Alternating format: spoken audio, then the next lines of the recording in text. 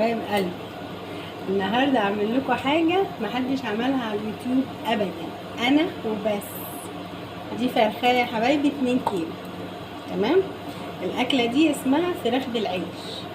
تمام. هسلق الفرخه واطلعها واظبطها وهوريكم المكونات بتاعتها واوريكم هعملها ازاي. ركزوا معايا كويس عشان دي اكله خطيره. لايك واشتراك على الاكله الجامده حبايبي. بصلايه، جزرايه، طماطمايه، ورق لورا، فلفل، حبهان وملح عشان نسلق الفرخه الحلوه الجميله دي. غسلها طبعا اهي ومخليها زي الفل زي الفل. ركزوا معايا يا جماعه في الاكله دي. الاكله دي محدش عملها على اليوتيوب خالص، انا وبس. اعوذ بالله من قولة انا. حبايبي اهي الفرخه بتتسلق اهي. تمام. بصوا عشان مغسوله كويس، مش عامله ريم ولا اي حاجه. بصوا الشوربه اهي عشان مغسوله كويس طبعا. بصوا يا حبايبي المكونات بتاعت الاكله دي اللي هي اسمها اصلا فراخ بالعيش. تمام. انا معايا 6 بيضات. عوزت اكتر ماشي، ما عوزتش اكتر يبقى الحمد لله. معايا واحده جبنه كوبايه، معايا مستردة، معايا مايونيز، معايا بقسماط ناعم. خلي بالكم في اللي انا بقوله دلوقتي. ده عيش يا حبايبي لبناني، العيش الخفيف، ولازم يكون طازه بتاع يوميها، لو بايت مش هينفع. تمام. العيش ده يا حبايبي ماشي. هفتح كيس وهوريكم واحد. بصوا يا حبايب قلبي، ده العيش ده هو اسمه عيش لبناني، العيش الخفيف ده. تمام. لازم يكون طازه بتاع يوميها، لو بايت مش هينفع. تمام يا حبايبي. الاكله دي بقى ايه مميزاتها؟ ان انتوا بتعملوها وبتحطوها في الفريزر اي وقت تطلعوها وهي متلجه. اهم شيء ما تفكش، وتحمروها وتاكلوا منها بألف هنا. ممكن تحطوا منها لولادكم في المدرسه عادي. ممكن وانتوا قاعدين بالليل زهقانين مش طالبه معاكم اي حاجه، مش قادرين تقوموا تعملوا، زي مثلا ناس كتير بتعمل بيتزا مثلا بالليل. دي اكله مميزه يا حبايبي، يا رب ان شاء الله تعملوها. طبعا ممكن حد يقول ايه بس دي مكلفه قوي. هتشوفوا الفرخه دي هترمي كام واحده.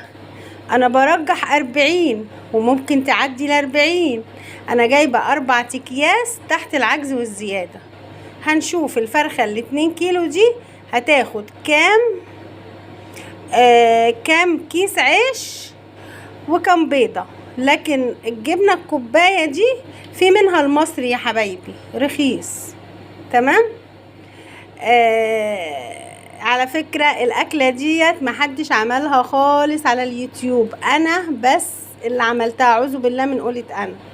وجربوها، هي حلاوتها وفايدتها ان انتوا بتحطوها في الفريزر اي وقت بتطلعوا تحمروها، وطعمها تحفه. وبرضه هعملها وهحمر منها معاكم وهنشوف ان شاء الله. يا رب ننول اعجابكم ان شاء الله. ماشي يا حبايب قلبي. قلنا ايه بقى؟ جبنا كوبايه مستردة، مايونيز. طبعا مش هاخد البرطمان مايونيز كله، ما انتوا معايا. برضو ممكن ما اخدش العيش كله ال4 اكياس. البيض برضو انا طلعت 6. عوزت اكتر هاخد، ما عوزتش ما عوزتش. تمام. يلا يا حبايبي نبص على الفرخه الجميله دي. بصوا بقى الفراخ لما بتتغسل كويس، بصوا ما بتعملش ريم اصلا. تمام. اهي يا حبايبي هخليها لسه شويه واطلعها تبرد وهفصصها واوريها لكم بعد ما فصصتها، واوريكم كل حاجه خطوه بخطوه. ما تنسوش يا حبايبي لايك واشتراك في القناه بالله عليكم. حياة الايام المفترجه دي تجبروا بخاطري. اهي اكله محدش عملها على اليوتيوب، انا بس. ماشي يا حبايب قلبي. شكرا. بصوا يا حبايبي اهي الفرخه بعد ما اتسلقت. تمام. هفصصها واوريكم انا فصصتها ازاي، وهقص العيش واوريكم. ركزوا معايا عشان اوعوا تعديكوا الاكله دي. بصوا يا حبايبي انا فصصتها بالطريقه دي. بصوا كده عايزه اقول لكم، عندكم عزومه مثلا،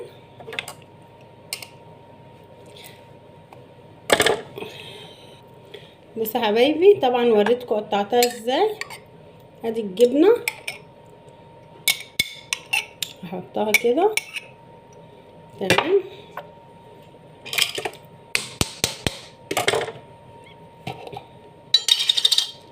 وادي المايونيز، طبعا ده مش مليان، يعني ما كانش مليان، احنا واخدين منه، تمام.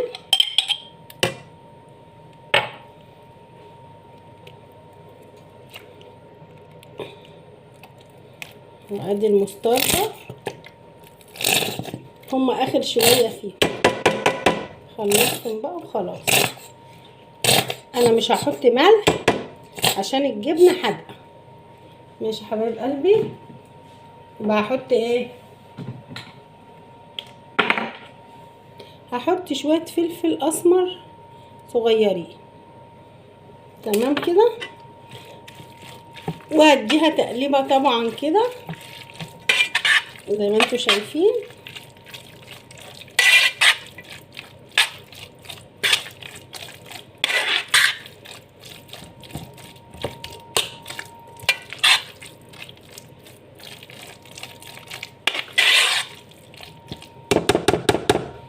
ممكن اديها ايه بقيه الجبنه عشان تبقى طريه كده وجميله جميله جميله.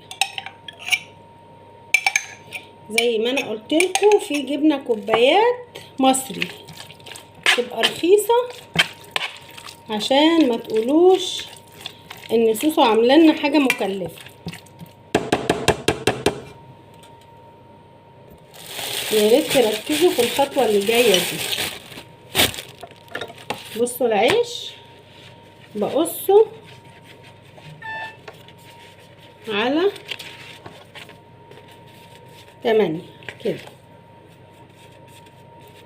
تمام كده.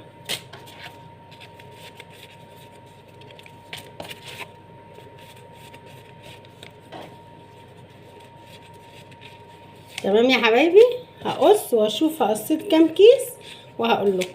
اتفقنا على 8 اهو، تمام. وتحطوه في الكيس عشان احنا مش عايزينه ينشف، عشان لما نيجي نلفه ما يقطمش معانا. بصوا يا حبايبي، انا قصيت 2 اهو، تمام اهو. قصيتهم وحطيتهم في الكيس عشان انا مش عايزاه ينشف، تمام. وفاضل 2 اهو. طبعا بحتاج خلة سنان، تمام. هاخد شوية كده هنا برضو مش كتير، ولما اعوز ابقى اطلع تاني. طب هتعملي ايه يا ستي سهير؟ اول مرة اقول لكم اسمي، ها خلي بالكم. هعمل كده، تمام. هلف كده وهقفل بالخلة كده.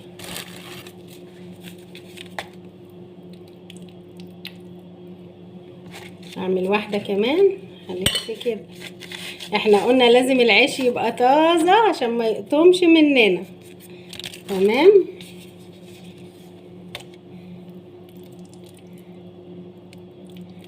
هلف كده اهو. كمان واحدة. جربوها الاكلة دي، تحفة تحفة تحفة، تمام. وهعمل كده كمان واحدة عشان الناس اللي ما شافتنيش تشوفني. وهلف كده كأنك بتلفي محشي، تمام. اخلص بقى الكمية كلها وارجع لكم. لسه حبايب قلبي اخر واحدة اهي. طبعا لازم نظبط الدنيا كده. شايفين الهرم اللي قدامي صح؟ اهو يا حبايبي كده خلاص. هو ما خدتش الكيسين بصراحة كلها، خدت كيس ونص، تمام. يلا نعد بقى مع بعض. 2 4 6 8 10 12 14 16 18 20 25 30 35 40. انا قايله لكم الفرخه دي هتعمل 40 صح؟ لو تفتكروا ان انا قلت لكم هتعمل 40 40 40 42 44 46 47. تمام. خلصنا على كده يا سوسو؟ لا لسه، خليكم معايا. احنا قلنا ايه؟ خدت كيس ونص، يعني دول كيس ونص عيش. تمام. هفضي البقسماط طبعا كده، وزي ما انا قلت لكم ان دي بتتحط في الفريزر. بعمل كده في البيض 2 4 6 8 10. ما تخلوهمش يعني يفضلوا كتير في البيض، على طول اعملي كده وحطي في البقسماط. تمام كده عشان العيش ما يلحقش يبوش.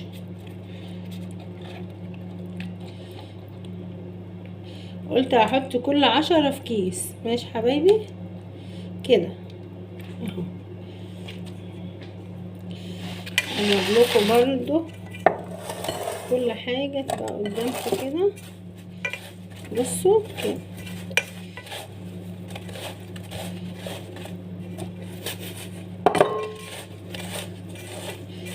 لازم تعملوهم كده، تشبعوهم بقسماط كده. ادي الكيس اهو.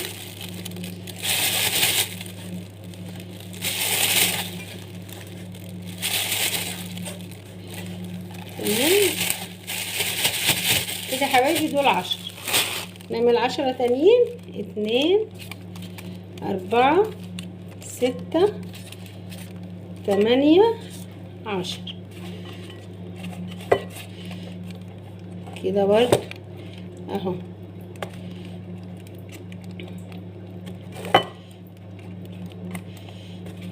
انا قلت لكم ان ما فيش حد عمل الاكله دي غيري يعني على اليوتيوب. انا اول واحده اعملها. تمام. نعمل كده وادي الكيس اهو. نقلب كده البقسماط كله ببعضه كده، وتحطوها يا حبايبي في الفريزر. اي وقت عايزين تطلعوا، بس تحمروها جامده ساقعه، يعني ما تسيبوهاش تفك. تمام. ادي 10. يبقى انا المفروض اخلص الكميه كلها وارجع لكم تاني اهو يا حبايب قلبي اهو. تمام. هنحط 2 4 6 8 10. ادي 10.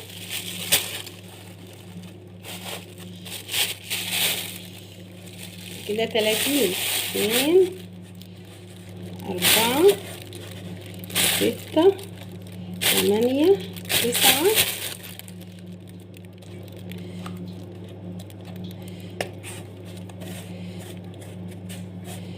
10. 4 اكياس، كل كيس فيه 10. تمام. تمام. دول بقى يبقى كده 40. 40 دول 46 اهم. يا دوبك ال6 بيضات الحمد لله كفوه. دول بقى هحمرهم وهوريهم لكم بعد ما يتحمروا. ماشي يا حبايبي. لايك واشتراك على الاكله الجامده دي اهو يا حبايبي. عملت 40. ممكن نعملها بوراك يا سوسو، ممكن تتعمل بوراك عادي. تمام. كل كيس فيه 10. هحطه في الفريزر، ولما تحبوا تحمروا تطلعوه ساقع متلج وتحطوه في الزيت، وتعالوا معايا نحمر وتشوفوه. ادي الزيت اهو يا حبايبي. تمام. يسخن بس كده، وهحمرهم وهوريهم لكم بعد ما يتحمروا، وهوريهم لكم من بره ومن جوه وكله. اهو يا حبايبي، العيش ده لازم يكون طازه بايت. لما تيجوا تلفوه هيقطم ومش هيعمل معاكم، كل شويه يقطم منكم، كل شويه يقطم منكم، ومش هيبقى حلو. ماشي يا حبايبي. طب احنا اساسا ممكن نعمله في الفرن. ايوه ممكن يتعمل في الفرن. ادهنوا الصينيه زيت وحطوه في الفرن. بصوا يا حبايبي اللون اهو.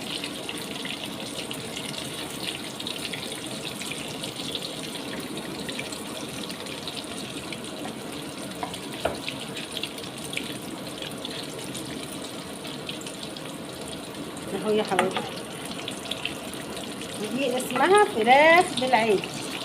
طعمها تحفه تحفه تحفه تحفه، يعني مش قادره اقول لكم حلوه قد ايه. مهما اوصف لكم مش هقول لكم، مش هوصل لكم هي قد ايه جميله وطعمه، وطعمها حلو، وتبقى في الفريزر اي وقت عايزه تطلعي اتزنقتي ولا حاجه، العيال جعانين مفيش اكل مفيش حاجه عندك، زي كفتة الفراخ بالظبط. بصوا بقى اطلعها كده هنا. شفتوا الحلاوه، شفتوا الجمال اهي. هي كده بقى. شيلي بقى الخله كده، ممكن تاكليها بالخله. تعالوا نلف الكاميرا ونشوف مع بعض اهي. تمسكيها كده وتاكلي، وربنا تحفه. بصوا من جوه، بصوا بصوا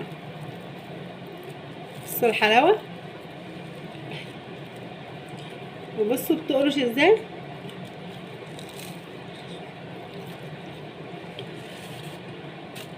سامعين القرمشه؟ لايك واشتراك يا احلى واجمل متابعين في الدنيا. وعايزه اي تعليقات كده، حلوه مش حلوه اي حاجه، انا مستنيه اي حاجه منكم. عايزاكم تسمعوا بس. بصوا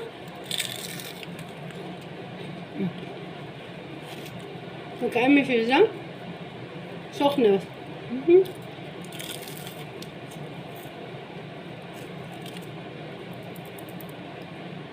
بحبكم في الله.